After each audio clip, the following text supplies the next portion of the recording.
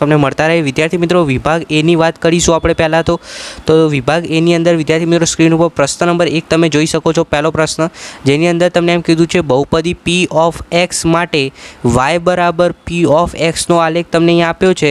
તો પી ઓફ એક્સના શૂન્યની શોધો। આપણે એક્સ અક્ષ ઉપર આ જેટલી જગ્યાએ અડ્યું હોય એટલા શૂન્યો મળે આપણને, બરાબર છે। તો હું અહીંયા આકૃતિ ઝૂમ કરવાનો પ્રયત્ન કરું છું જેથી તમને ખબર પડે। જુઓ, હવે તમે અહીંયા ધ્યાનથી જોશો તો આ એક્સ અક્ષ પર આપણા આ જે એરો છે, પરવલય છે, એ કેટલા જગ્યાએ અડે છે, કેટલી જગ્યાએ ટચ થાય છે એટલા શૂન્ય મળે। તો એક તો અહીંયા થાય છે એટલે આ એક શૂન્ય મળે, બીજું અહીંયા થાય છે, બે જગ્યાએ થાય છે। એક્સ અક્ષ જ જોવાની કારણ કે પી ઓફ એક્સ કીધું છે એટલે બે જગ્યાએ ટચ થાય એટલે શૂન્યની સંખ્યા કેટલી થશે? અહીંયા પી ઓફ એક્સના શૂન્યની સંખ્યા 2 થશે। ખબર પડી? એકદમ સહેલું છે। આ પ્રશ્ન ખાસ તૈયાર કરી દેજો। તમારી પ્રથમ પરીક્ષા હોય, એકમ કસોટી હોય કે બોર્ડની પરીક્ષા હોય, આ પ્રકારનો પ્રશ્ન 1 માર્ક્સનો દર વખતે 100% પૂછાય છે। ખાસ તૈયાર કરી દેજો। આ રીતે કરવાનું એકદમ ઇઝી છે, બરાબર। હવે વિદ્યાર્થી મિત્રો આગળ પ્રશ્ન નંબર 2 જેની અંદર એમ કીધું છે નીચેનામાંથી દ્વિચલ સમીકરણ 5x + 3y = 5 નો એક ઉકેલ શોધવાનો છે, બરાબર છે। તો આનું x અને y નો એક ઉકેલ તમે ગણતરી કરીને શોધશો તો તમને અહીંયા 1 0 આ રીતે મળશે, બરાબર। એટલે x બરાબર 1 મળશે। આ જે xની કિંમત છે એ 1 આવશે, yની કિંમત 0 આવશે, બરાબર। એટલે 1 0 યામાં આવશે એટલે આપણો જવાબ આવશે ઓપ્શન એ। ક્લિયર? ચલો પ્રશ્ન નંબર 3 સમાંતર શ્રેણી 3/2 1/2 -1/2 અને -3/2 માટે સામાન્ય તફાવત d લખો। તો અહીંયા તમારે શું શોધવાનું છે? સામાન્ય તફાવત d શોધવાનો છે। તો સામાન્ય તફાવત એટલે શું? તો આ પદ જે છે એના પહેલાંનું પદ તો 1/2, એના પહેલાંનું પદ એટલે 3/2। હવે 1/2 માંથી 3/2 બાદ કરવાના છે એટલે ઇઝી છે એકદમ। જવાબ શું આવશે? -1। તો આનો સામાન્ય તફાવત આવ્યો -1, બરાબર ને। ચલો પ્રશ્ન નંબર 4 બિંદુ 4 અને -3નું એક્સ અક્ષથી લંબ અંતર ખાલી જગ્યા થાય। હવે તમને એટલી ખબર હોવી જોઈએ વિદ્યાર્થી મિત્રો, એક્સ અક્ષથી લંબ અંતર કીધું છે એટલે અહીંયા જે -3 છે એનું વિરુદ્ધ મળે 3, તો લંબ અંતર કે અહીંયા કેટલું મળશે? +3।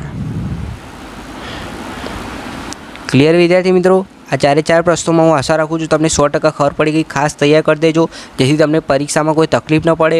અને હજી સુધી વિદ્યાર્થી મિત્રો તમે CR એજ્યુકેશન ચેનલ સબસ્ક્રાઈબ ન કરી હોય તો નીચે જુઓ સબસ્ક્રાઈબનું લાલ બટન આપેલું છે, દબાવી દો જેથી તમને આવનારી પ્રથમ પરીક્ષા હોય, એકમ કસોટી હોય કે પછી ગુજરાત બોર્ડની પરીક્ષા હોય તો એમાં તમને આ ચેનલ ખૂબ જ ઉપયોગી થશે। કારણ કે અહીંયા પ્રથમ પરીક્ષા હોય કે કોઈ પણ પરીક્ષા હોય એના પેપર સોલ્યુશનના વિડીયો સૌપ્રથમ તમને મળતા રહે છે જેથી તમે સારી એવી તૈયારી કરીને વધુમાં વધુ સારા એવા માર્ક્સ જે છે એ લાવી શકો। એટલે હજી કહું છું સબસ્ક્રાઈબ કરી દેજો, વિડીયોને લાઈક પણ કરી દેજો।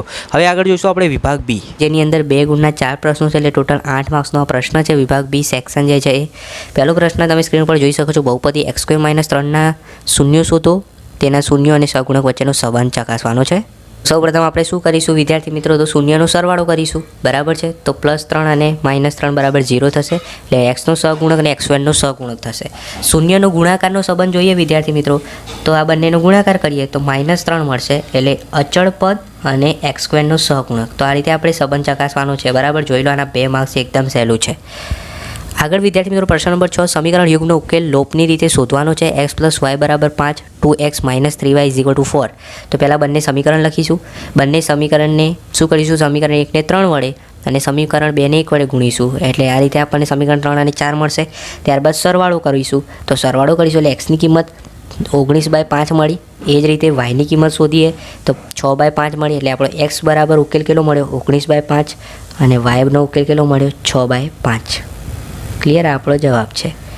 હવે વાત કરીએ વિદ્યાર્થી મિત્રો પ્રશ્ન નંબર 7 આપેલ સમાંતર શ્રેણીનો સરવાળો શોધવાનો છે। તો સૌપ્રથમ અહીંયા આપણે a બરાબર 34 થશે માટે d બરાબર -2, બરાબર। બંનેનો તફાવત જે છે -2 છે। અંતિમ પદ જે છે +10 છે। હવે આપણે આ સૂત્ર છે એ વાપરીશું, કિંમતો મૂકશો, જવાબ આવશે 286। માંગેલ સરવાળો કેટલો આવશે? 286। આગળ જોઈએ પ્રશ્ન નંબર 8 બિંદુ 4 - 3 છે, પછી 8 અને 5ને જોડતા રેખાખંડનું 3:1 ગુણોત્તરમાં વિભાજન કરતા બિંદુના યામ શોધવાના છે। તો આપણે સૂત્ર જાણીએ છીએ p of xy માટેનું વિભાજન સૂત્રનો ઉપયોગ કરીશું। રકમ મૂકશો, x બરાબર તમને 7 મળશે, y બરાબર 3 મળશે. એટલે આપણો જે માંગેલ બિંદુ જે છે એ શું થશે? 7, 3. આ રીતે દર્શાવવાનું. ક્લિયર? હવે વિદ્યાર્થી મિત્રો આગળ તમે પ્રશ્ન સ્ક્રીન ઉપર જોઈ શકો છો. 3 ગુણના 3 પ્રશ્નો છે, બરાબર છે. ટોટલ 9 માર્ક્સના 3 પ્રશ્નો છે સેક્શન સી ની અંદર, જેની અંદર પહેલો પ્રશ્ન નંબર 9 નંબરનો જે પ્રશ્ન છે એમાં તમને એકદમ ઇઝી ભાગાકાર કરવાનો છે. પહેલાં તો આ જે છે ખાસ સમજો. 3x cube plus x square plus 2x plus 5ને 1 plus 2x plus x square વડે ભાગાકાર કરવાનો છે, બરાબર છે. તો અહીંયા આપણે આ કિંમત લખીશું અને આના વડે ભાગાકાર કરીશું એટલે આપણને આનો આન્સર જે છે મળી જશે. આનો વિદ્યાર્થી મિત્રો સંપૂર્ણ દરેક પ્રશ્નોના જવાબ લખેલી પીડીએફ જોતી હોય સોલ્યુશનની તો એની લિંક નીચે ડિસ્ક્રિપ્શનમાં આપી છે, ત્યાંથી પીડીએફ ડાઉનલોડ કરી દેજો અને બધા જ પ્રશ્નોના જવાબો ખાસ તૈયાર કરી દેજો.